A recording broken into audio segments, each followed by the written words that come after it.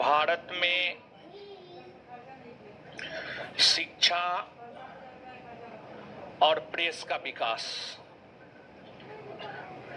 Press का विकास,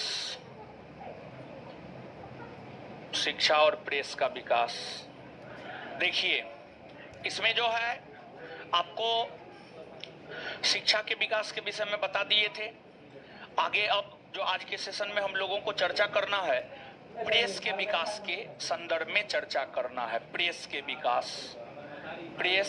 विकास के संदर्भ में चर्चा करना है। और जहां तक प्रेस का सवाल है, प्रेस की स्थापना क्यों की गई, प्रेस की स्थापना क्यों की गई, तो इसका सीधा सा उत्तर यह है कि समाचार पत्र छापने, पुस्तक छापने और समाचार पत्र छापने के उद्देश्य से ही जो है आपको भारत में प्रेस का विकास किया गया। तो भारत में प्रेस के विकास के संदर्भ में हम आपके साथ चर्चा करेंगे, लेकिन उससे पहले जो है 2-4-5 गो क्वेश्चन हम आप लोग से पूछना चाहते हैं। ठीक है, लड़की खड़ा होइए। राधा कृष्णन आयोग का गठन कब हुआ है? 1902। अच्छा, खड़ा हो, बताइए। सेडलर आयोग में 3 सदस्य था, तीनों का नाम बोलिए।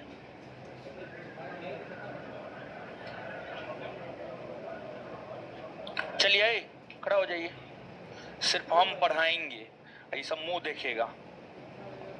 भारतीय विश्वविद्यालय अधिनियम कब पारित हुआ है? कौन आयोग के सिफारिश पर? गोपाल कृष्ण गोखले। क्या? हाँ, भारतीय विश्वविद्यालय अधिनियम 1904 किस आयोग के सिफारिश पर पारित हुआ है? गोपाल कृष्ण गोखले। बहुत बढ़िया, खड़ा रहिए।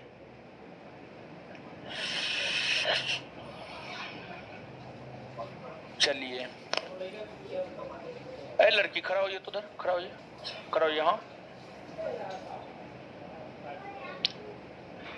स्वतंत्र भारत की पहली शिक्षा नीति कब आई है? चलिए, खड़ा होइए, उधर उसके पीछे। हाँ, बताइए। कोठारी आयोग का गठन कब हुआ है? क्या बोल रहे हैं? बैठ जाइए। चलिए, उधर खड़ा हो जाइए, तो पिलर के पास। हाँ, ठीक है।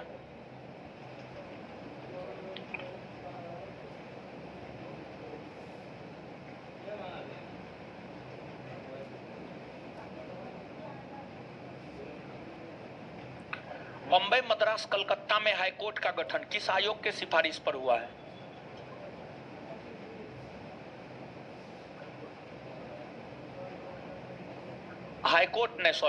बम्बई, मद्रास, कलकत्ता में विश्वविद्यालय का गठन किसके सिफारिश पर हुआ है? बम्बई, मद्रास, कलकत्ता में विश्वविद्यालय का गठन किसकी सिफारिश पर हुआ है? चलिए,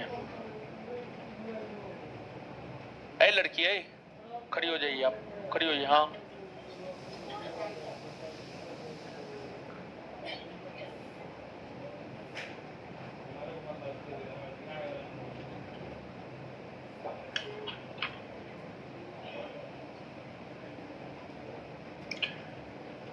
ए कोड ऑफ हिंदू लॉ के नाम से मनुस्मृति का अंग्रेजी में अनुवाद किसने किया? एक कोड ऑफ हिंदू लॉ के नाम से मनुस्मृति का अंग्रेजी में अनुवाद किसने किया?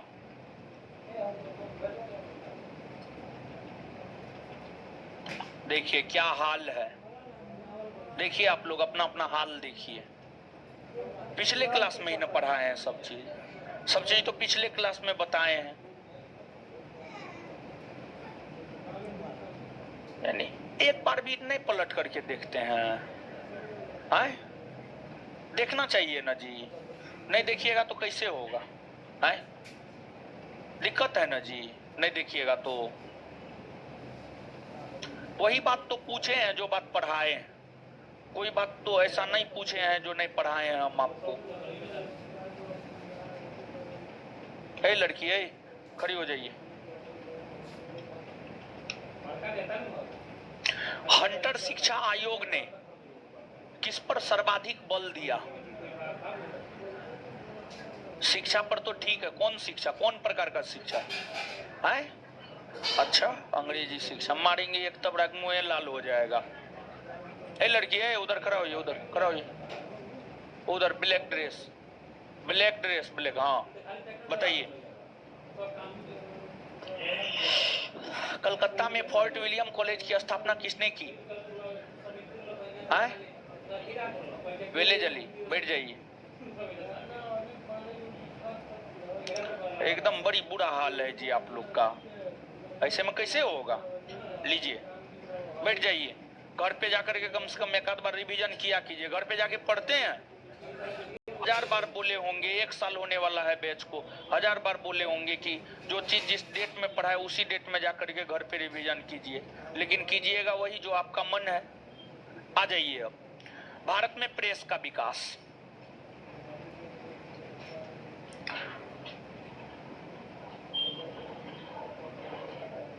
यानी आप लोग तो सोच ही लिए हैं, क्वेश्चन तो नहीं है पूछेंगे आपसे, क्या यही ना सोच लिए हैं? हाँ तो मत पढ़िए, मेरा क्या लीजिएगा। पढ़िएगा आपको नौकरी होगा, नहीं पढ़िएगा आपको नहीं होगा। आप जानिए, आपका कर्म जाने। आ जाइए अब, प्रेस का विकास। देखिए, पहली बात हमने आपको ये बताया कि आखिरकार प्रेस का विकास क्यों किया जाता है।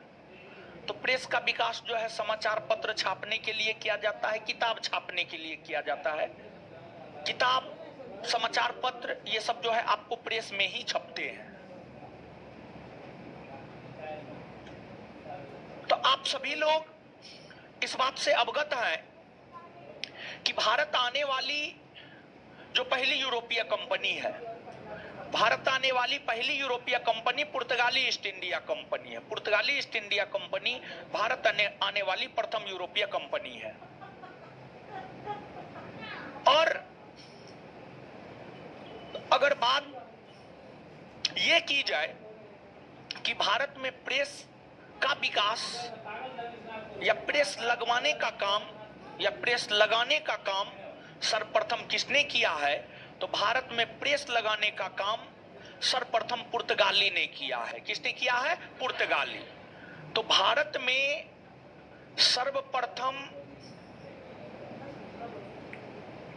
प्रेस लगाने का काम जो है आपको पुर्तगालियों के द्वारा किया गया था। पुर्तगालियों के द्वारा किया गया।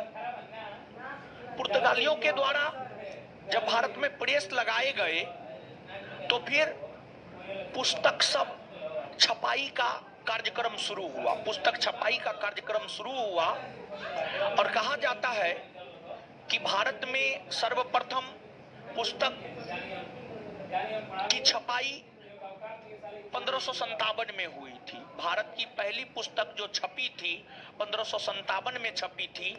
भारत की पहली पुस्तक, भारत की पहली पुस्तक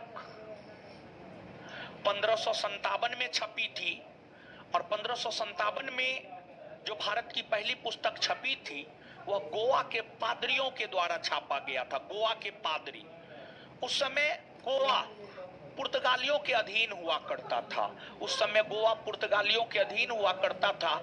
आप याद कीजिए, भारत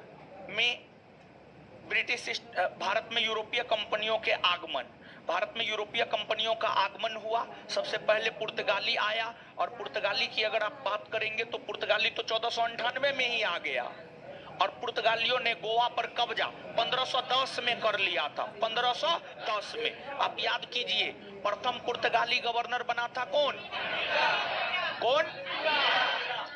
फ्रांसिस्को दी अल्मीरा 1505 से 1509 और द्वितीय पुर्तगाली गवर्नर अल्बुकर 1509 से 1515, 1509 से 1515, और अल्बुकर्क ने ही 1510 ईस्वी में गोवा पर विजय प्राप्त किया। तो गोवा पुर्तगालियों के अधीन हुआ करता था। तो गोवा के जो पादरी हुआ करते थे, गोवा के पादरियों ने ही भारत की पहली पुस्तक की छपाई 1557 में किया, 1557 में किया। लेकिन पुर्तगाली जब भारत में प्रेस लगाया था, पुर्तगाली जब भारत में प्रेस लगाया था, तो उस समय प्रेस के क्षेत्र में बहुत ज्यादा कार्य आपको नहीं हुए। अगर भारत में प्रेस के विकास को देखें तो भारत में प्रेस का विकास तब होना वास्तविक तौर पर प्रारंभ हुआ जब भारत में ब्रिटिश ईस्ट इंडिया कंपनी का आगमन हुआ। भारत में प्रेस का विकास वास्तविक तौर पर तब होना प्रारंभ हुआ जब भारत में ब्रिटिश ईस्ट इंडिया कंपनी का आगमन हुआ। भारत में ब्रिटिश ईस्ट इंडिया कंपनी का आगमन हुआ, और ब्रिटिश ईस्ट इंडिया कंपनी के आगमन मात्र से भारत में प्रेस का विकास नहीं होने लगा, बल्कि विशेष तौर पर जब ब्रिटिशों ने भारत में अपनी राजनीतिक प्रभुसत्ता को स्थापित किया, ब्रिटिशों ने भारत में अपनी राजनीतिक प्रभुसत्ता को 1757 के पलासी युद्ध से स्थापित किया, उसके बाद से वास्तविक तौर पर भारत में प्रेस का विकास होना शुरू हुआ। वास्तविक तौर पर भारत में प्रेस का विकास शुरू हुआ। लेकिन ध्यान दिया जाए कि अगर अंग्रेजों की बात की जाए तो अंग्रेजों के आगमन से भारत में प्रेस का विकास हुआ, लेकिन अंग्रेजों के आगमन मात्र से ही नहीं, बल्कि जब अंग्रेजों ने भारत में अपनी राजनीतिक प्रभुसत्ता को स्थापित किया तो इसके बाद से वास्तविक तौर पर भारत में, इसके बाद से वास्तविक तौर पर भारत में प्रेस का विकास होना शुरू हुआ। अंग्रेजों ने भारत के भीतर जो अपनी पहली प्रिंटिंग प्रेस खोली थी, अंग्रेजों ने भारत के भीतर अपनी पहली प्रिंटिंग प्रेस जो है मुंबई में खोली थी। पहली प्रिंटिंग प्रेस मुंबई में खोली थी, और मुंबई में पहली प्रिंटिंग प्रेस जो है आपको 1684 में खोला था। मुंबई में पहली प्रिंटिंग प्रेस जो है आपको कब खोला था? 1684 में खोला, 1684 में खोला। लेकिन ये प्रिंटिंग प्रेस खुलने के बाद भी काम नहीं कर रहा था, बस प्रिंटिंग प्रेस खुल गया था। लेकिन अगर आप देखेंगे कि क्या ये प्रिंटिंग प्रेस काम कर रहा था या नहीं कर रहा था, तो ये प्रिंटिंग प्रेस जो है आपको काम नहीं कर रहा था, प्रिंटिंग प्रेस काम नहीं कर रहा था। अब देखिएगा, आपको कंपनी के अधीन ब्रिटिश ईस्ट इंडिया कंपनी के अधीन एक ऊंचे ओहदे के अधिकारी हुआ करते थे, विलियम बॉल्ट्स हुआ करता था। विलियम बॉल्ट्स जो है ब्रिटिश ईस्ट इंडिया कंपनी के क्रियाकलाप से नाराज हो गए। तत्पश्चात विलियम बॉल्ट्स जो है त्यागपत्र दे दिया। विलियम बॉल्ट्स जो है अपने पद से त्यागपत्र दे दिया।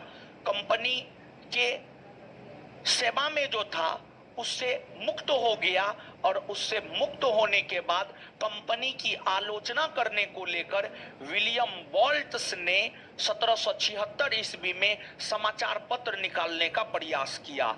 भारत में सर्वप्रथम समाचार पत्र निकालने का प्रयास जिस व्यक्ति ने किया था उसका नाम था विलियम बॉल्ट्स। तो भारत में सर्वप्रथम समाचार पत्र निकालने का प्रयास किसने किया था?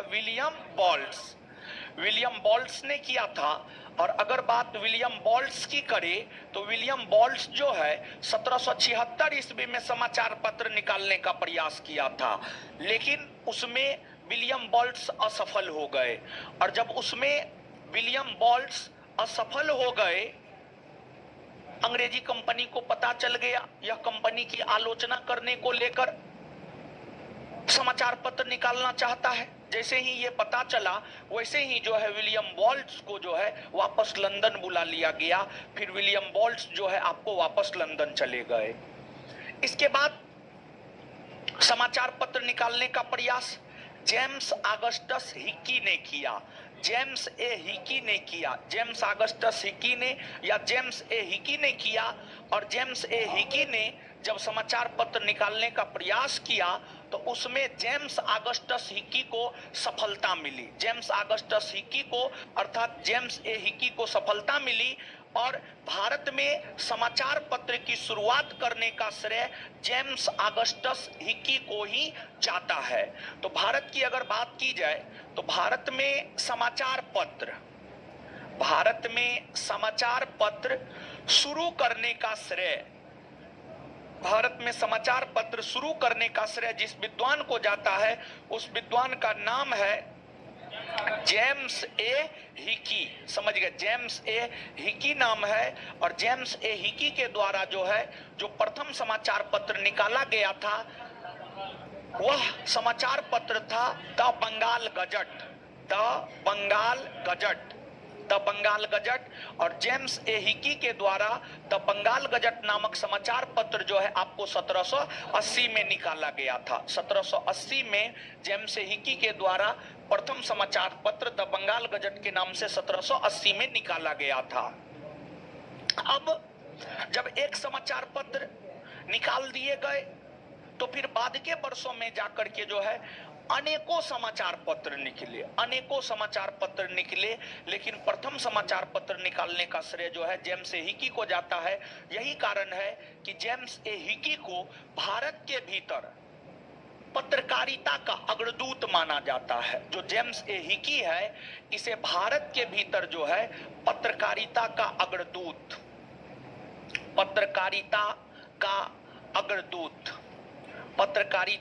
अग्रदूत माना जाता है। देखिए, जो आपको पत्रकारिता आज के डेट में दो प्रकार से होती है। एक आपको प्रिंट मीडिया और दूसरा आपको इलेक्ट्रॉनिक मीडिया। एक प्रिंट मीडिया और दूसरा आपको इलेक्ट्रॉनिक मीडिया।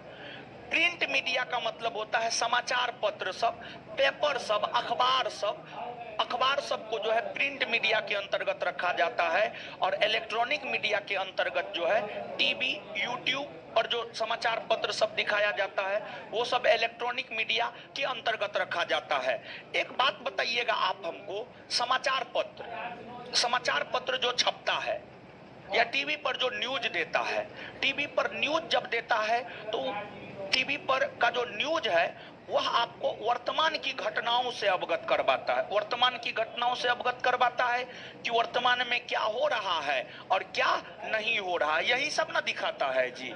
टीवी पर आप देखते होंगे कि जिस समय जो चीज हो रहा है वो चीज आपको दिखाया जाता है। समाचार पत्र में, पेपर सब में आप देखते होंगे जो घटना बैक डेट में घटित हुआ है या जो घटना घटित हो रही है उन सभी बातों का विवरण आपको समाचार पत्र में दिया जाता है। तो जो काम समाचार पत्र आज के डेट में कर रहा है वही काम समाचार पत्र पहले भी करता था। तो समाचार पत्र का विकास अपने आप में भारत के राष्ट्रीय आंदोलन में बहुत महत्वपूर्ण भूमिका अदा किया था समाचार पत्र का विकास। और समाचार पत्र के विकास ने जब भारत के राष्ट्रीय आंदोलन में महत्वपूर्ण भूमिका निभाना शुरू किया तो अंग्रेजों ने भारतीय समाचार पत्र के ऊपर प्रतिबंध भी लगाना शुरू कर दिया था। अंग्रेजों ने समय समय पर कई दफा कई सारे अधिनियम पारित करके भारतीय समाचार पत्र पर प्रतिबंध लगाने का काम किया। तो उसकी भी चर्चा हम आपके साथ करेंगे। लेकिन देखिए, जब भारत में समाचार पत्र का विकास अपने शिशुत्व अवस्था में था, अपने कमजोर अवस्था में था, अपने प्रारंभिक अवस्था में था, अपने शुरुआती दौर में था, उसी समय से भारतीय समाचार पत्र के ऊपर प्रतिबंध भी लगना शुरू हो गया था। अगर भारतीय समाचार पत्र की हम लोग बात करें तो भारतीय समाचार पत्र पर सर्वप्रथम प्रतिबंध जिस व्यक्ति ने लगाया था उसका नाम था आपको Lord Wellesley. Lord Wellesley, Lord Wellesley ने सर्वप्रथम जो है 1799 ईस्वी में भारतीय समाचार पत्र के ऊपर प्रतिबंध लगाया था। भारतीय समाचार पत्र के ऊपर जो है आपको प्रतिबंध लगाया था। और देखिए, जब भारत में समाचार पत्र का विकास हुआ तो समाचार पत्र के विकास होने के बाद ऐसा थोड़े था कि सिर्फ ब्रिटिश लोग ही पढ़े लिखे थे, सिर्फ वही समाचार पत्र निकालता था, ऐसी कोई बात नहीं थी। उस समय शुरुआती दौर में ब्रिटिश लोग ही समाचार पत्र निकालते थे, लेकिन बाद के वर्षों में जाकर जब भारत के लोग शिक्षित हो गए तो भारतीय शिक्षित और बुद्धिजीवी वर्ग के लोगों ने भी अलग अलग समाचार पत्र जो है आपको निकालने का काम किया। और भारत के बुद्धिजीवी वर्ग के लोगों ने जो अलग अलग समाचार पत्र निकाला, उसने भी भारतीय राष्ट्रीय आंदोलन को एक नई धार देने का काम किया, एक नई धार देने का काम किया। तो अब आप देखिएगा, अगर बात किया जाए भारतीय बुद्धिजीवी की, तो भारतीय बुद्धिजीवियों में सबसे पहले समाचार पत्र निकालने के ऊपर ध्यान दिया जिस भारतीय बुद्धिजीवी ने, उसका नाम था आपको राजा राम मोहन राय। राजा राम मोहन राय, हम आपको जब सामाजिक धार्मिक सुधार आंदोलन पढ़ा रहे थे तो सामाजिक धार्मिक सुधार आंदोलन पढ़ाने के क्रम में हम आपको ये बात बताए थे कि राजा राम मोहन राय जो है लेखन शैली के भी बहुत धनी व्यक्ति थे, लेखन शैली के भी बहुत धनी व्यक्ति थे। और राजा राम मोहन राय ने अपनी लेखन शैली से भी लोगों को प्रभावित किया और भारत में सुधार लाने का प्रयास राजा राम मोहन राय के द्वारा जो है आपको किया गया। यही कारण है कि राजा राम मोहन राय को भारत के भीतर राष्ट्रीय प्रेस का जनक कहा जाता है। जो राजा राम मोहन राय है, राजा राम मोहन राय की अगर हम लोग बात करें तो राजा राम मोहन राय को जो है भारत में राष्ट्रीय प्रेस का जनक कहा जाता है। तो भारत के भीतर जो है राष्ट्रीय प्रेस के जनक की अगर हम लोग बात करें तो राष्ट्रीय प्रेस का जनक जो है आपको राजा राम मोहन राय, राजा राम मोहन राय को माना जाता है, राजा राम मोहन राय को माना जाता है। तो यहाँ पर ध्यान दीजिएगा, भारतीय पत्रकारिता का अग्रदूत ये अलग बात है, राष्ट्रीय प्रेस का जनक ये अलग बात है। पत्रकारिता का अग्रदूत अगर कहेगा तो जेम्स हिकी हो जाएगा, और राष्ट्रीय प्रेस का जनक अगर कहेगा तो आपको राजा राम मोहन राय हो जाएगा। और राजा राम मोहन राय ने जो है आपको मिरातुल अखबार हो गया, तोहफातुल मुहाबदीनी हो गया, ये सब समाचार पत्र राजा राम मोहन राय के द्वारा निकाले गए थे। और राजा राम मोहन राय के द्वारा निकाले गए, राजा राम मोहन राय के द्वारा निकाले गए समाचार पत्र पर प्रतिबंध लगाने हेतु ही 1823 ईस्वी में जॉन एडम्स के द्वारा जो है लाइसेंसिंग रेगुलेशन एक्ट लाया गया। जॉन एडम्स ने राजा राम मोहन राय के समाचार पत्र पर प्रतिबंध लगाने के उद्देश्य से ही 1823 ईस्वी में लाइसेंस रेगुलेशन एक्ट लाने का काम किया, जिसके तहत राजा राम मोहन राय का समाचार पत्र मिरातुल अखबार प्रतिबंधित हुआ था, मिरातुल अखबार प्रतिबंधित हुआ था। अब जब आप आगे बढ़ेंगे तो आपको जो है यह जानकारी मिलेगा कि भले ही समाचार पत्र की शुरुआत हो गई हो, लेकिन जो समाचार पत्र था, भारतीय समाचार पत्र को आधुनिक रूप किसने दिया है? तो भारतीय समाचार पत्र को आधुनिक रूप दिया है ब्रिटेन के एक बहुत बड़े व्यापारी हुआ करते थे, उसका नाम था मार्समैन। ब्रिटेन के एक बहुत बड़े व्यापारी हुआ करते थे, उसका नाम था मार्समैन। तो ब्रिटेन के व्यापारी मार्समैन की अगर हम लोग बात करें तो ब्रिटेन के व्यापारी मार्समैन के द्वारा, ब्रिटेन के व्यापारी जो है आपको मार्समैन के द्वारा ही जो है भारतीय पत्रकारिता को या भारतीय समाचार पत्र को आधुनिक रूप प्रदान किया गया। भारतीय समाचार पत्र को जो है आधुनिक रूप किसने प्रदान किया? तो भारतीय समाचार पत्र को आधुनिक रूप जो है आपको मार्समैन नामक विद्वान ने दिया। और देखिए ध्यान दीजिएगा, शुरुआती वर्षों में जो समाचार पत्र निकल रहे थे वो अंग्रेजों के द्वारा निकाला जा रहा था। अब जब अंग्रेजों के द्वारा समाचार पत्र निकल रहे थे तो स्वाभाविक सी बात है कि समाचार पत्र की भाषा अंग्रेजी होगी, तो निश्चित तौर पर शुरुआती दौर के जो समाचार पत्र हुआ करते थे उसकी भाषा अंग्रेजी हुआ करती थी। लेकिन जब बाद के वर्षों में भारतीय बुद्धिजीवी वर्ग के लोगों ने समाचार पत्र निकालना प्रारंभ किया तो भारतीय बुद्धिजीवी वर्ग के लोगों ने भारतीय भाषा में समाचार पत्र निकालना प्रारंभ किया, भारतीय भाषा में समाचार पत्र निकालना प्रारंभ किया। और भारतीय भाषा में सर्वप्रथम जो समाचार पत्र निकाला गया है वह समाचार पत्र है आपको उदंड मार्तंड। तो भारतीय भाषा में छपने वाला, भारतीय भाषा में छपने वाला जो पहला समाचार पत्र है वह है आपको उदंड मार्तंड। और उदंड मार्तंड नामक समाचार पत्र की अगर हम लोग बात करें तो जो यह समाचार पत्र है, यह समाचार पत्र जो है कलकत्ता से छपा था और कलकत्ता से यह समाचार पत्र हिंदी भाषा में छपा था और कलकत्ता से यह समाचार पत्र हिंदी भाषा में जुगल किशोर के द्वारा निकाला गया था। जुगल किशोर के द्वारा जो है आपको यह समाचार पत्र आपको कलकत्ता से हिंदी भाषा में जो है आपको निकाला गया था। तो भारतीय भाषा में छपने वाला जो प्रथम समाचार पत्र है वह आपको उदंड मार्तंड है। फिर भारत के जो लोकल लैंग्वेज थे जैसे गुजराती हो गया, मराठी हो गया, बांग्ला हो गया, इन सभी भाषाओं में भी समाचार पत्र जो है आपको छपने लगे।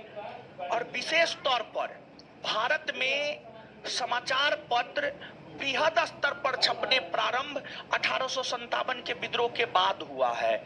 1857 का जो विद्रोह हुआ है, 1857 के विद्रोह के बाद मुख्य तौर पर बृहद स्तर पर जो है भारतीय भाषा में समाचार पत्र छपने प्रारंभ हुए। और 1857 के विद्रोह के बाद जब भारतीय भाषा में समाचार पत्र छपने लगे तो भारतीय भाषा में छपने वाले समाचार पत्र को पढ़कर भारत के लोग जागरूक होने लगे। और जब भारत के लोग जागरूक होने लगे तो भारतीय भाषा में छपने वाले समाचार पत्र पर ही प्रतिबंध लगाने के लिए वर्नाकुलर प्रेस एक्ट लाया गया है। आप वर्नाकुलर प्रेस एक्ट से निश्चित तौर पर अवगत होंगे। जहां तक वर्नाकुलर प्रेस एक्ट की बात है तो जो वर्नाकुलर प्रेस एक्ट है, वर्नाकुलर प्रेस एक्ट जो है आपको लॉर्ड लिटन के समय 1878 में आया था। जब हम आपको बंगाल के गवर्नर जनरल, भारत के गवर्नर जनरल और भारत के वायसराय बता रहे थे, जब इस चैप्टर से हम आपको अवगत करवा रहे थे तो इस चैप्टर को बता रहे थे तो उसी दौरान जो है लॉर्ड लिटन को बताते हुए जो है वर्नाकुलर प्रेस एक्ट के विषय में बताए थे कि जो वर्नाकुलर प्रेस एक्ट है 1878 ईस्वी में पारित हुआ था, लॉर्ड लिटन के समय पारित हुआ था। मुख्य तौर पर भारतीय भाषा में छपने वाले समाचार पत्र, मुख्य तौर पर भारतीय भाषा में छपने वाले समाचार पत्र पर प्रतिबंध लगाने को लेकर ही, भारतीय भाषा में छपने वाले समाचार पत्र पर प्रतिबंध लगाने को लेकर ही जो है आपको वर्नाकुलर प्रेस एक्ट 1878 ईस्वी में लाया गया था। और मुख्य तौर पर जो है जो ईश्वरचंद विद्यासागर का समाचार पत्र हुआ करता था सोम प्रकाश, ईश्वरचंद विद्यासागर का समाचार पत्र सोम प्रकाश हुआ करता था जो कि आपको मुख्य तौर पर बांग्ला भाषा में छपता था। उस समाचार पत्र पर प्रतिबंध लगाने के लिए जो है आपको वर्नाकुलर प्रेस एक्ट लाया गया। लेकिन उसके जरिए भारतीय भाषा में छपने वाले हर समाचार पत्र के ऊपर प्रतिबंध लगा दिया गया, हर प्रकार के समाचार पत्र के ऊपर जो है आपको प्रतिबंध लगा दिया गया। लेकिन बाद के वर्षों में जाकर के जब रिपन बने तो रिपन ने वर्नाकुलर प्रेस एक्ट को रद्द कर दिया, वर्नाकुलर प्रेस एक्ट को रद्द कर दिया। फिर से भारतीय भाषा में जो है आपको समाचार पत्र छपने लगे। और भारत के स्वतंत्रता आंदोलन की अगर आप बात करेंगे तो भारत के स्वतंत्रता आंदोलन में जो है समाचार पत्रों का काफी बड़ा योगदान रहा है। स्वतंत्रता आंदोलन के अंतर्गत जो है क्रांतिकारी वर्ग के नेताओं ने समाचार पत्र निकाला। कांग्रेस के भीतर जो उदारवादी नेता थे उन्होंने समाचार पत्र निकाला, कांग्रेस के भीतर जो उग्रवादी थे उन्होंने निकाला। फिर जो गांधी जी थे, गांधी जी ने भी समाचार पत्र निकाला। तो तमाम प्रकार के समाचार पत्र निकले। अगर बात समाचार पत्रों की करें तो जैसे कि आपको एक क्रांतिकारी नेता हुआ करते थे बारिंद्र कुमार घोष और भूपेंद्र नाथ दत्त। बारिंद्र कुमार घोष और भूपेंद्र नाथ दत्त के द्वारा जो है युगांतर नामक समाचार पत्र निकाला गया। बारिंद्र कुमार घोष और भूपेंद्र नाथ दत्त के द्वारा युगांतर नामक समाचार पत्र निकाला गया। फिर आपको एक हुआ करते थे गणेश शंकर विद्यार्थी, उन्होंने प्रताप नामक समाचार पत्र निकाला। एक हुआ करते थे फिरोज शाह मेहता, उन्होंने बॉम्बे क्रॉनिकल नामक समाचार पत्र निकाला। फिर आपको बाल गंगाधर तिलक, उन्होंने केसरी और मराठा नामक समाचार पत्र निकाला। फिर आपको एनी बेसेंट हुआ करती थी, एनी बेसेंट ने कॉमनवेल्थ न्यू इंडिया, कॉमनवेल्थ और न्यू इंडिया जैसा समाचार पत्र निकालने का काम की। फिर महात्मा गांधी की अगर बात की जाए तो महात्मा गांधी ने जो है आपको यंग इंडिया हो गया, नवजीवन हो गया, यंग इंडिया हो गया, हरिजन हो गया, ये सभी समाचार पत्र जो है आपको महात्मा गांधी के द्वारा निकाले गए थे। फिर आपको मौलाना अबुल कलाम आजाद की बात की जाए तो मौलाना अबुल कलाम आजाद ने अल हिलाल अल बिलाग, अल हिलाल अल बिलाग जैसे समाचार पत्र निकाला।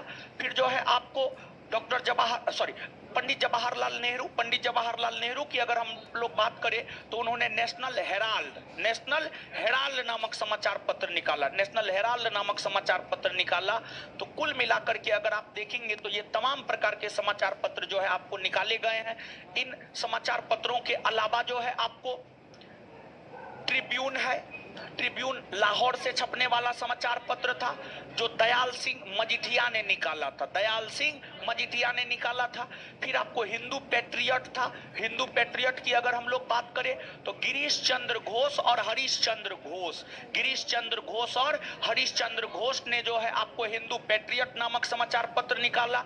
इसके बाद जो है आपको द हिंदू जीएस अय्यर ने निकाला, द हिंदू नामक समाचार पत्र जो है आपको जीएस अय्यर ने निकाला। तो ये तमाम प्रकार के समाचार पत्र है जो अलग अलग बुद्धिजीवी वर्ग के लोगों के द्वारा, अलग अलग राजनेताओं के द्वारा, अलग अलग क्रांतिकारियों के द्वारा जो है अलग अलग समाचार पत्र जो है आपको निकाले गए हैं। और अगर इन समाचार पत्रों की बात करें, जब आप क्वेश्चन बैंक पलट करके देखेंगे तो आपसे समाचार पत्र से संबंधित ऐसे तो प्रश्न कई प्रकार से पूछे जाते हैं। जैसे कि एक ऐसे भी प्रश्न पूछा जाता है कौन सा समाचार पत्र कहां से छपा है। लेकिन आपके बिहार दरोगा परीक्षा में या सामान्य तौर पर वनडे परीक्षा में जो समाचार पत्र से संबंधित प्रश्न पूछा जाता है, समाचार पत्र से संबंधित प्रश्न जो है इस रूप में पूछा जाता है, निम्नलिखित में से यानी समाचार पत्र का नाम दे देता है। जैसे कि आपको दे देगा केसरी और मराठा किसके द्वारा निकाला गया है, तो बाल गंगाधर तिलक के द्वारा, समझ गए। तो मुख्य तौर पर जो है कौन समाचार पत्र किसने निकाला है, इस बात को याद रखना जो है आपके लिए ज्यादा जरूरी है, समझ गए। तो जो है आप आइए यहाँ पर चीजों को याद कीजिए, फिर आगे बढ़ते हैं। आइएगा,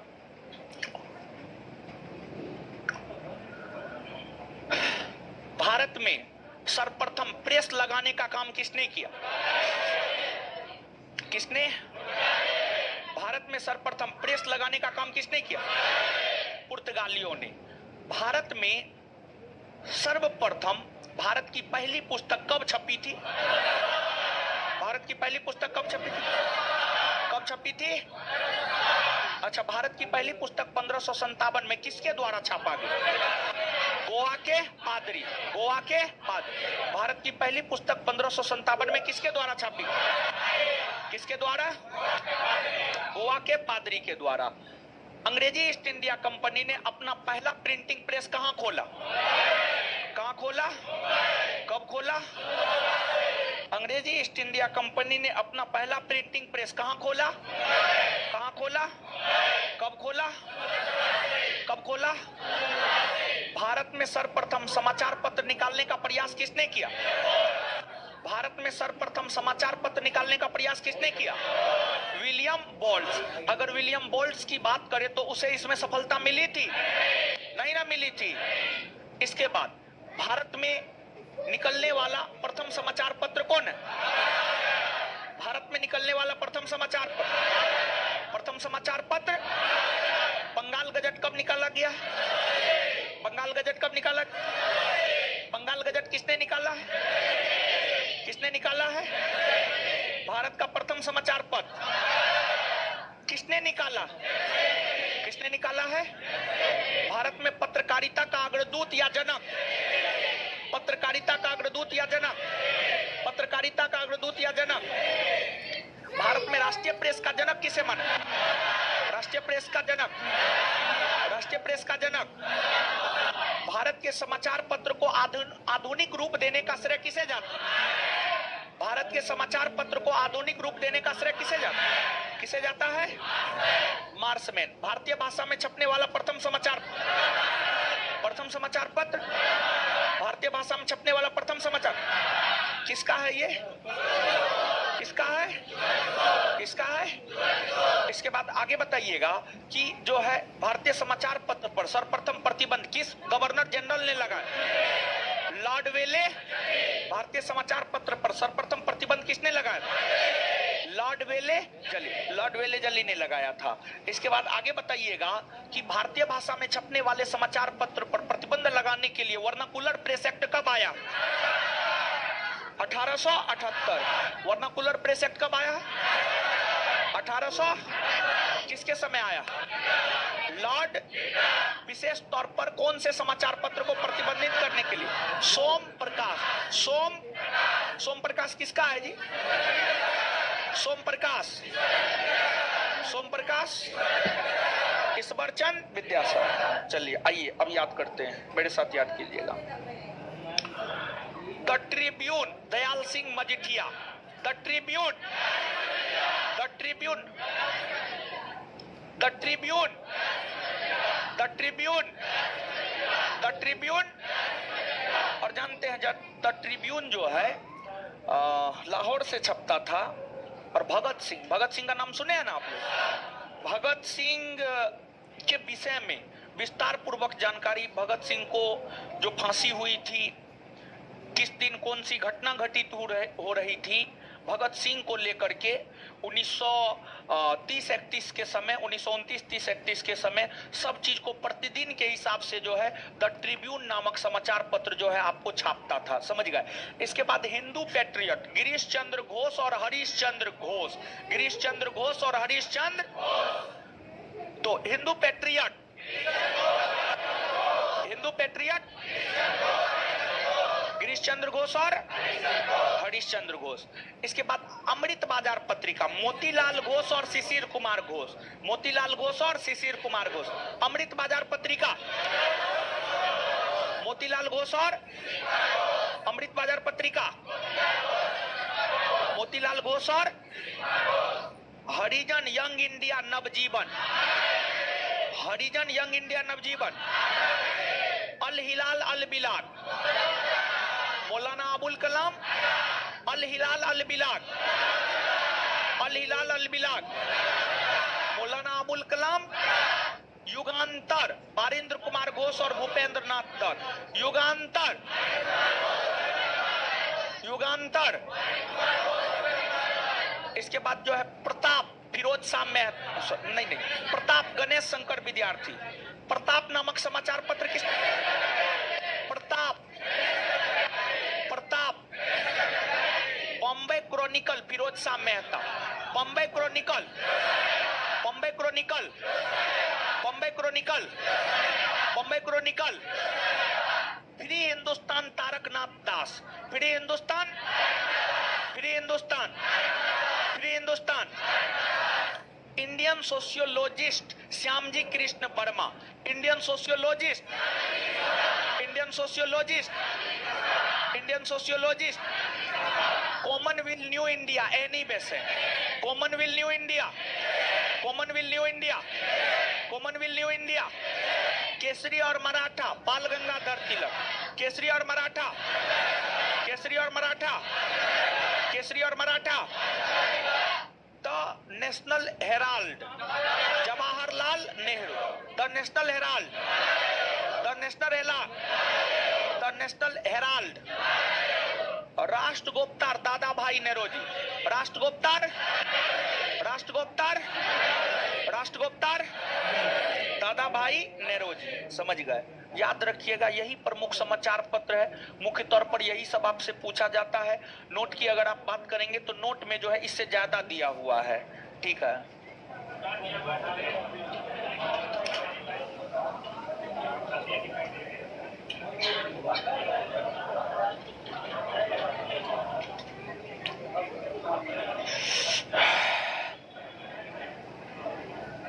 नोट में थोड़ा जो है अति वाला में टिक करवाए थे जी, शिक्षा वाला में ना। थोड़ा सबसे पहले समाचार पत्र में टिक कीजिए, तो जो याद रखना है, देने के बहुत दे दिए हैं, लेकिन जो याद रखना है थोड़ा देखिएगा, टिक मारिएगा। Bengal Gazette, Bengal gazette,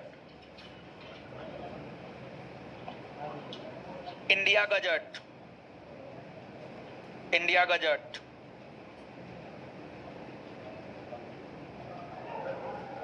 the Telegraph, the Telegraph, Digdarshan, Digdarshan, संवाद को मोदी, संवाद को मोदी, मिरातुल अखबार, मिरातुल अखबार, जामे जहानुमा, जामे जहानुमा, उदन मार्तंड, उदन मार्तंड, राष्ट्रगुप्तार और हिंदू पैट्रियट, राष्ट्रगुप्तार और हिंदू पैट्रियट, हिंदू पैट्रियट, राष्ट्रगुप्तार और हिंदू पैट्रियट, सोम प्रकाश, सोम प्रकाश, अमृत बाजार पत्रिका, अमृत बाजार पत्रिका, बंग दर्शन, बंग दर्शन, द हिंदू, केसरी और Maratha, Yugantar, India, Sandhya, Ghadar, Ghadar, Al Hilal, Al Hilal, Madras Standard Commonwealth New India, the Leader, the Leader, Young India Navajivan, Young India Navajivan, Harijan, National Herald, National Herald, Talwar, Free Hindustan, Comrade और हमदर्द, कॉमरेड और हमदर्द, कॉमरेड और हमदर्द, कॉमरेड और हमदर्द, ठीक है, खत्म हो गया। इतना जो है आप याद रख लीजिएगा, ठीक है। बाद बाकी नहीं भी याद रखेंगे कहीं कोई दिक्कत नहीं है। इसमें मैक्सिमम तो हम आपको याद करवाइए दिए, नहीं करवाएं, मैक्सिमम याद करवा दिए, ठीक है।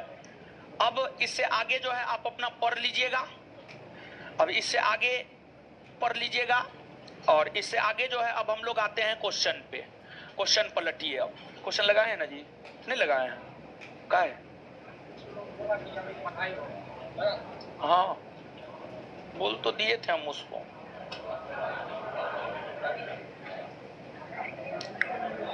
क्वेश्चन अब करवा देते हैं, ठीक है। चैप्टर खत्म हो गया, और इसके बाद जो है मात्र 2 टॉपिक है।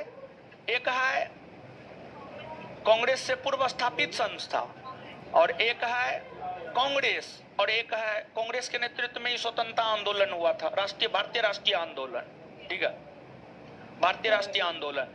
और जो भी लोग टीचर वाला परीक्षा दीजिएगा, सिलेबस में जो है भारतीय राष्ट्रीय आंदोलन जो है फरछा दिया है, मतलब क्लियर कर दिया है, तो भारतीय राष्ट्रीय आंदोलन जो है आगे पढ़ाएंगे। आगे मान करके चलिए ना, भारतीय राष्ट्रीय आंदोलन ही प्रारंभ होने जा रहा है, महत्वपूर्ण सेगमेंट है हर परीक्षा के दृष्टिकोण से। तो जो है अगले वीक भारतीय राष्ट्रीय आंदोलन शुरू हो जाएगा। आ जाइएगा क्वेश्चन पे। नोट पढ़ते हैं कि नहीं पढ़ते हैं जी आप लोग? आए? हाँ, तो पढ़िए, आ जाइए, क्वेश्चन पलटिए। आधुनिक भारत में शिक्षा का विकास। पहला, किस ब्रिटिश शासक के काल में औपचारिक रूप से अंग्रेजी माध्यम से शिक्षा प्रारंभ की गई? भारत में शिक्षा अंग्रेजी माध्यम से प्रारंभ 1835 से हुई है और 1835 के समय हुआ करते थे लॉर्ड विलियम बेंटिक। यानी आंसर क्या हो जाएगा? Lord William. तो किस ब्रिटिश शासक के काल में औपचारिक रूप से अंग्रेजी माध्यम से शिक्षा प्रारंभ की गई? Lord William Bentinck. नेक्स्ट, शिक्षा पर चार्ल्स वुड के डिस्पैच ने अंग्रेजी शिक्षा को अनिवार्य बनाया ना? लोकल भाषा में भी शिक्षा की बात वुड डिस्पैच ने की थी, आप जाकर के पढ़िएगा, लिखा हुआ है। प्राइमरी शिक्षा को निशुल्क बनाया ना? शिक्षा को निशुल्क बनाने की बात इन्होंने नहीं किया था। संस्कृत और फारसी विद्यालयों को निषिद्ध किया यानी बंद किया नहीं। शैक्षणिक संस्थानों के सरकारी अनुदान की सिफारिश की, यानी यह कहा कि जो शैक्षणिक संस्थान है, जो विद्यालय है, उसको सरकारी अनुदान जो है दिया जाना चाहिए। समझ गए? यानी सरकार के तरफ से सहायता दिया जाना चाहिए, सरकार के तरफ से जो है सहायता दिया जाना चाहिए। इस प्रकार की सिफारिश जो है आपको चार्ल्स वुड ने किया था। समझ गए? तो याद रखिएगा, 2 का आंसर क्या हो जाएगा? डी। तो बताइए, शिक्षा पर चार्ल्स वुड के डिस्पैच ने क्या सिफारिश किया था? शैक्षणिक संस्थाओं के सरकारी अनुदान। हंटर आयोग ने किसके विकास पर बल दिया? हंटर आयोग ने प्राथमिक शिक्षा के विकास पर बल दिया। हंटर आयोग ने प्राथमिक शिक्षा के विकास पर बल दिया। तो हंटर आयोग ने किसके विकास पर बल दिया? हंटर आयोग ने किसके विकास पर बल दिया? प्राथमिक शिक्षा। सेडलर आयोग ने किस विषय पर सिफारिश की?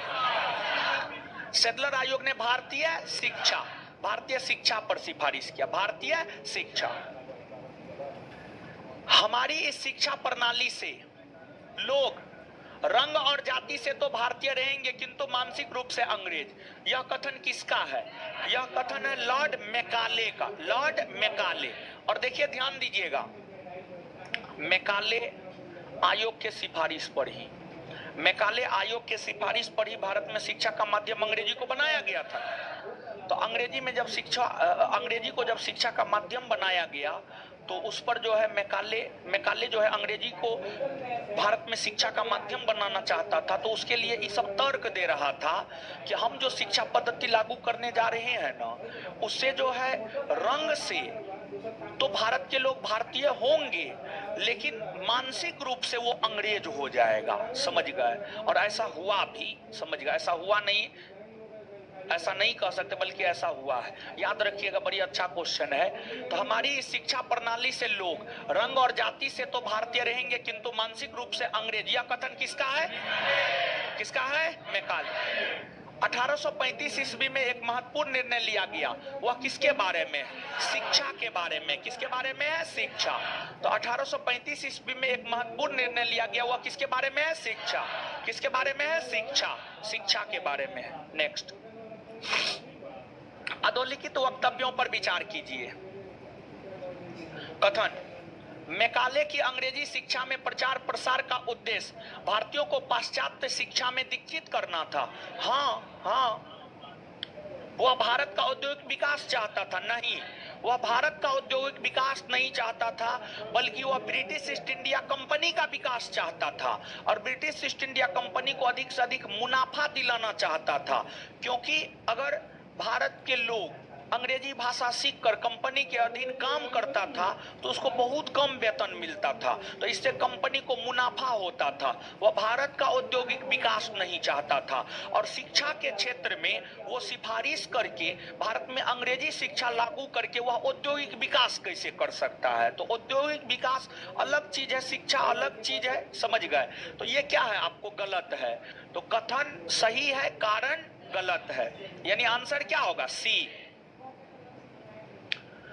निम्न में से किस एक्ट ने भारत के बड़े क्षेत्रीय खंडों में एक स्वतंत्र शिक्षा विभाग की स्थापना का मार्ग प्रशस्त किया? वुड का डिस्पैच। वुड का डिस्पैच। Wood dispatch. याद रखिएगा, ये भी काफी अच्छा क्वेश्चन है। निम्न में से किस एक ने भारत के बड़े क्षेत्रीय खंडों में एक स्वतंत्र शिक्षा विभाग की स्थापना का मार्ग प्रशस्त किया? वुड का डिस्पैच। 1937 ईस्वी में देसी भाषा के माध्यम से 1937 ईस्वी में देसी भाषा के माध्यम से बुनियादी शिक्षा देने के गांधी जी का प्रस्ताव समर्थन करने के लिए शिक्षा सम्मेलन कहां आयोजित किया गया? वर्धा में। कहां आयोजित हुआ था? वर्धा में।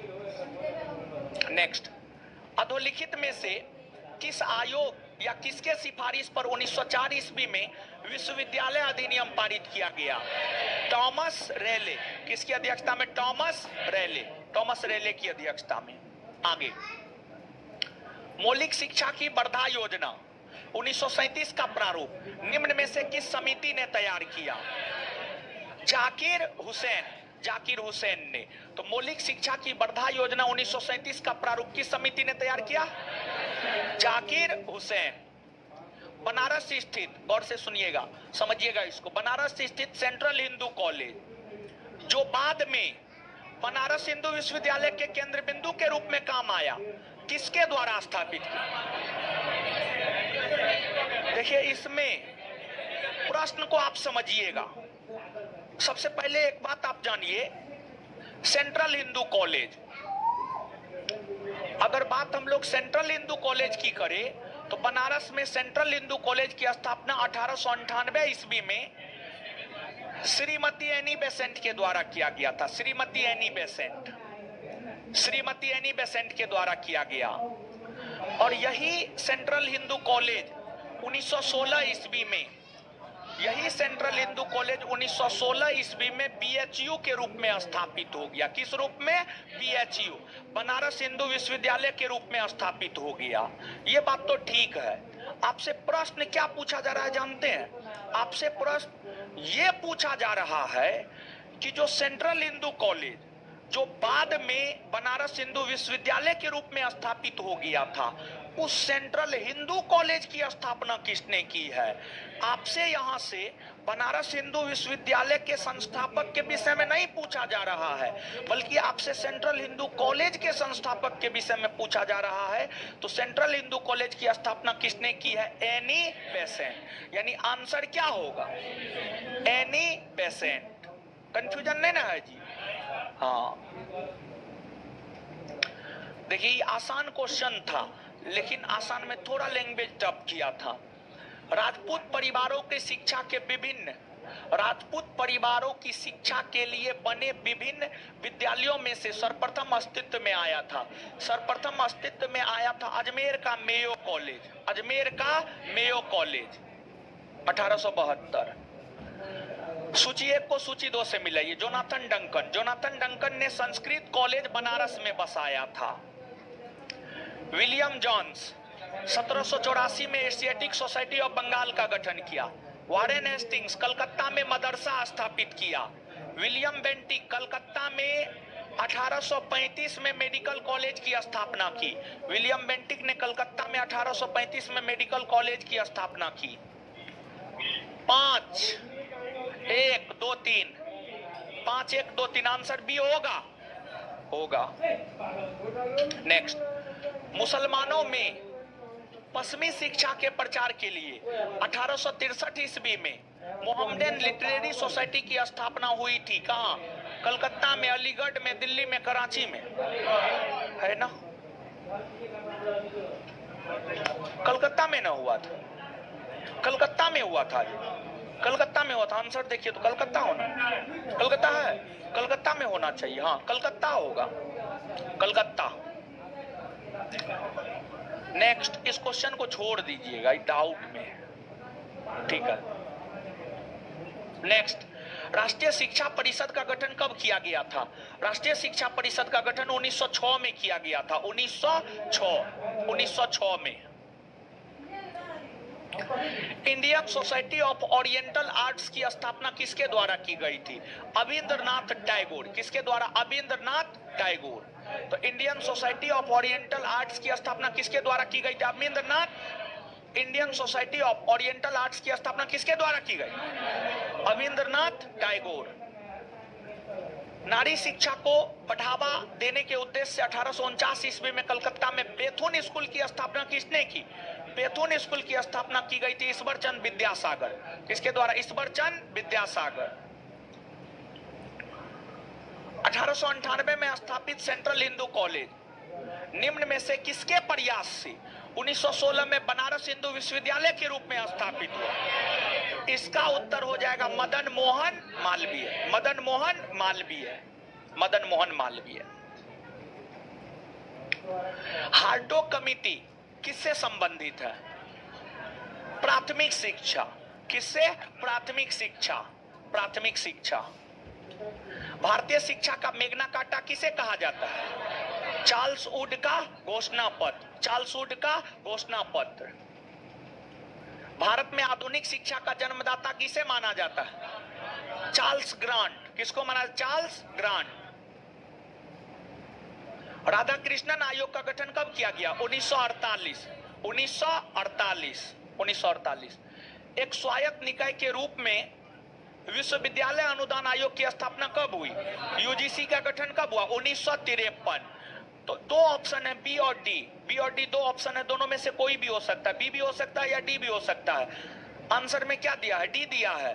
डी दिया है, सही है। समझिएगा, बी और डी दोनों में से कोई भी हो सकता है। किस आयोग की सिफारिश को क्रियान्वित करते हुए भारत सरकार ने 1968 ईस्वी में राष्ट्रीय शिक्षा नीति की घोषणा की है? कोठारी आयोग। कौन आयोग? कोठारी आयोग। तो किस आयोग की सिफारिशों को क्रियान्वित करने हेतु भारत सरकार ने 1968 ईस्वी में राष्ट्रीय शिक्षा नीति की घोषणा की है? कोठारी आयोग। कोठारी आयोग।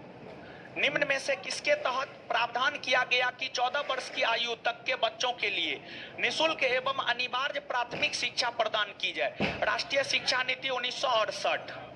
राष्ट्रीय शिक्षा नीति 1968। भारत में अंग्रेजों ने प्रथम मदरसा कहां स्थापित किया? कलकत्ता में। कलकत्ता में वारेन हेस्टिंग्स ने 1781 में। एशियाटिक सोसाइटी ऑफ बंगाल के संस्थापक सर विलियम जॉन्स। वाराणसी में प्रथम संस्कृत महाविद्यालय की स्थापना किसने की? जोनाथन डंकन ने। किसने? जोनाथन डंकन ने। जोनाथन डंकन ने। अधोलिखित में से कौन से भारतीय सदस्य सेटलर आयोग से संबंधित था या थे? आशुतोष मुखर्जी था ना जी। डॉक्टर जियाउद्दीन अहमद था। सेटलर आयोग में तीन कौन सदस्य था जी? एगो माइकल सेटलर, दूसरा आशुतोष मुखर्जी, तीसरा जियाउद्दीन अहमद। जियाउद्दीन अहमद। आंसर 1 और 2। निम्नलिखित में से किसे पेरिस की रॉयल एशियाटिक सोसाइटी की सदस्यता प्रदान की गई? माइकल मधुसूदन दत्त। माइकल मधुसूदन दत्त। निम्नलिखित अंग्रेजों में से कौन था जिसने सर्वप्रथम भगवत गीता का अंग्रेजी में अनुवाद किया? भगवत गीता का अंग्रेजी में अनुवाद किया था चार्ल्स विल्किंसन। Charles Wilkinson. निम्नलिखित में से किसने कालिदास की प्रसिद्ध रचना अभिज्ञान शाकुंतलम का पहली बार अंग्रेजी में अनुवाद किया? Sir William Jones. Sir William Jones. स्वतंत्रता पूर्व अवधि में ब्रिटिश सरकार द्वारा भारत में आधुनिक शिक्षा के प्रसार का मुख्य उद्देश्य था छोटे प्रशासनिक पदों पर नियुक्ति हेतु शिक्षित भारतीयों की आवश्यकता, भारतीय संस्कृति को प्रोत्साहित करना, भारतीय लोगों को आधुनिक बनाना जिससे वे राजनीतिक जिम्मेदारी में भाग ले सके। उपरोक्त में से कोई नहीं। आंसर हो जाएगा ए। क्या हो जाएगा? ए। स्वतंत्रता पूर्व यानी आजादी से पूर्व ब्रिटिश सरकार जो भारत में आधुनिक शिक्षा का प्रसार करना चाहता था, उसका मुख्य उद्देश्य था छोटे प्रशासनिक पदों पर नियुक्ति हेतु शिक्षित भारतीयों की आवश्यकता। ब्रिटिश सरकार के किस अधिनियम ने सबसे पहली बार भारत में शिक्षा के लिए 1 लाख रुपए दिए थे? चार्टर अधिनियम 1813। वुड डिस्पैच के बारे में कौन से कथन सत्य है? सहायता अनुदान व्यवस्था शुरू की गई, हाँ। विश्वविद्यालयों की स्थापना की सिफारिश की गई, हाँ। और इसी के तहत न बम्बई, मद्रास, कलकत्ता में विश्वविद्यालय का गठन हुआ था 1857 में। शिक्षा के सभी स्तरों पर शिक्षण माध्यम के रूप में अंग्रेजी की सिफारिश ना, एकदम नहीं। सब स्तर पर ही अंग्रेजी की सिफारिश नहीं किया था, बल्कि इस आयोग ने जो है क्षेत्रीय भाषा को भी बढ़ावा देने का काम किया था। लोकल स्तर पर शिक्षा क्षेत्रीय भाषा में मिलनी चाहिए, ये सिफारिश किया था। सब स्तर पर अंग्रेजी भाषा में शिक्षा मिलनी चाहिए, ये सिफारिश नहीं किया था। ये क्या है? गलत। बताइए आंसर केवल 1 और 2। हंटर कमीशन की रिपोर्ट ने विकास पर विशेष जोर दिया था। प्राथमिक शिक्षा, ये रिपीटेड क्वेश्चन है नहीं जी, इससे पहले भी ये था, रिपीटेड क्वेश्चन है, सी होगा। शिक्षा में सुधार हेतु ब्रिटिश सरकार ने सैडलर विश्वविद्यालय आयोग कब नियुक्त किया? 1917। लॉर्ड मैकाले संबंधित है अंग्रेजी शिक्षा से। लॉर्ड मैकाले किससे संबंधित? अंग्रेजी शिक्षा, अंग्रेजी शिक्षा। भारत के औपनिवेशिक काम में अधोमुखी निस्यंदन सिद्धांत किस क्षेत्र से संबंधित? अरे उच्च वर्ग के लोगों को शिक्षित करेंगे, शिक्षा छन छन कर निम्न वर्ग के लोगों तक पहुंचेगा, इसी को ना अधोमुखी निस्यंदन सिद्धांत कहा जाता है जी। आंसर क्या हो जाएगा? शिक्षा, शिक्षा। नेक्स्ट, भारत में आधुनिक शिक्षा प्रणाली की नींव किससे पड़ी है? 1835 के मैकाले के स्मरण पत्र, 1835 के मैकाले के स्मरण पत्र। तो भारत में आधुनिक शिक्षा प्रणाली की नींव किससे पड़ी? 1835 के मैकाले के स्मरण पत्र।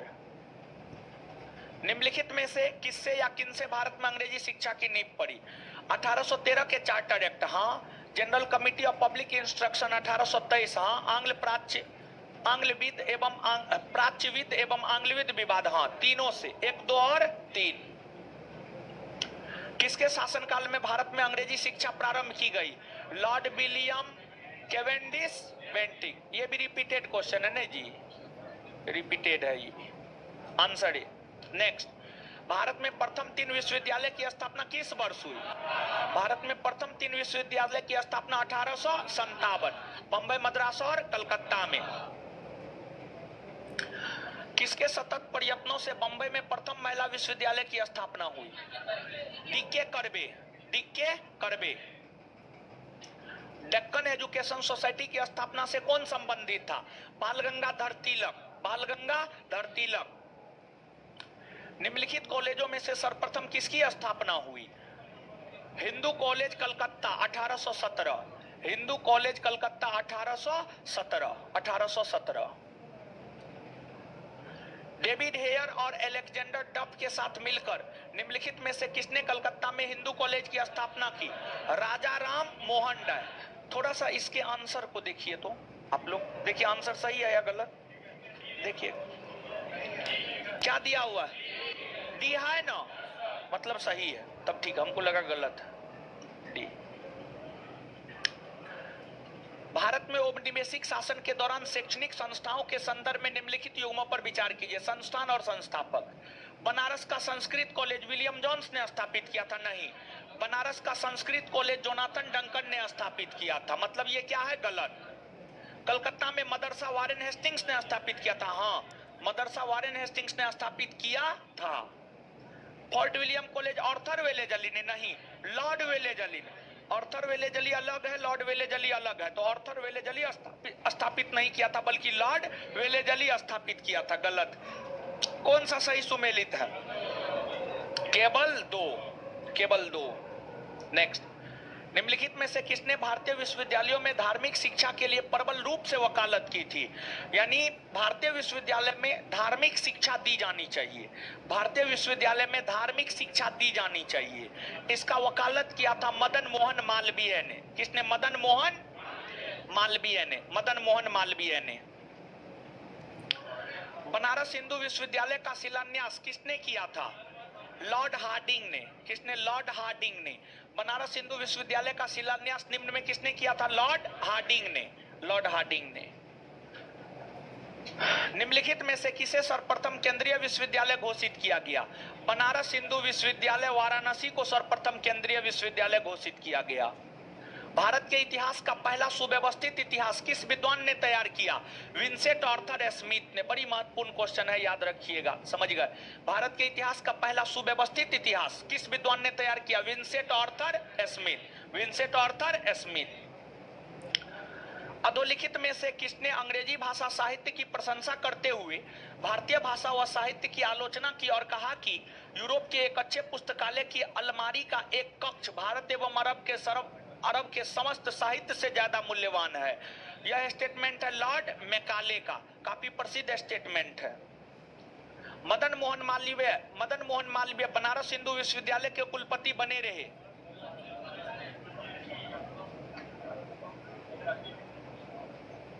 उन्नीस से 1939 देखिए तो आंसर क्या दिया है, भी दिया है। हाँ ठीक है। निम्न में से किसने 1851 में लड़कियों की शिक्षा को बढ़ावा देने के उद्देश्य से पूना में बालिका विद्यालय की स्थापना की? ज्योतिबा फूले। अधोलिखित में कौन सुमेलित नहीं है? देवबंद आंदोलन 1866 सही है, मेयो कॉलेज 1872 सही है, वेदांत कॉलेज 1825 सही है, हिंदू कॉलेज 1898 नहीं, 1817 यही गलत है, यही सुमेलित नहीं है। Answer D. बुनियादी शिक्षा का विचार सबसे पहले किसने प्रस्तुत किया था? महात्मा गांधी ने। किसने? महात्मा गांधी ने। भारत का प्रथम इंजीनियरिंग कॉलेज था रुड़की इंजीनियरिंग कॉलेज। कहां है जी? उत्तराखंड में। कहां है? उत्तराखंड में। निम्नलिखित में से किसने कलकत्ता में असैनिक अधिकारियों की शिक्षा के लिए फोर्ट विलियम कॉलेज की स्थापना किया? लॉर्ड वेलेजली 1800 ईस्वी में। राजा राम मोहन राय ने किसके सहयोग से कलकत्ता में 1817 में हिंदू कॉलेज की स्थापना किया? David Hare. किसकी सहायता से? David Hare.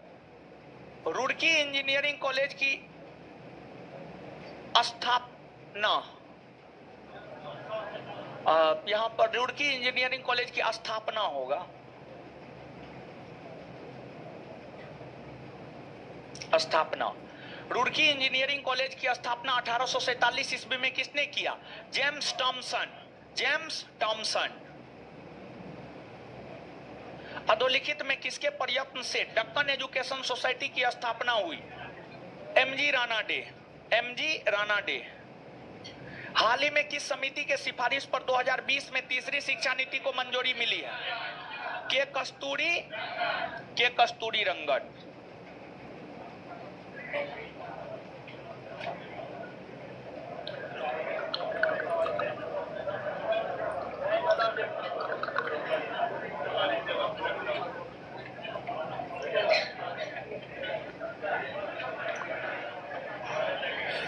इसके बाद आधुनिक भारत में प्रेस का विकास क्या किया जाए? हाँ क्या वो क्वेश्चन है? कितना क्वेश्चन है जी? ना बहुत है। नहीं हो पाएगा।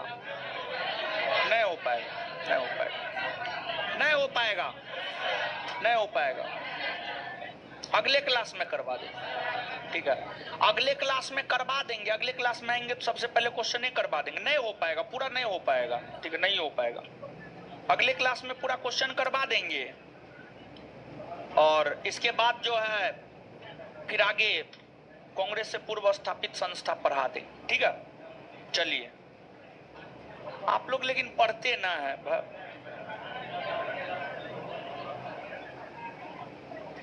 नहीं पढ़िए, मेरा क्या लीजिएगा? मेरा थोड़े कुछ हो लीजिएगा, मेरा कुछ नहीं लीजिएगा।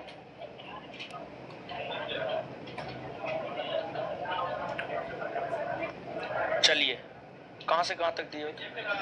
1 से 50। चलिए, इसमें क्वेश्चन बैंक में जो है होमवर्क पूछ रहे हैं।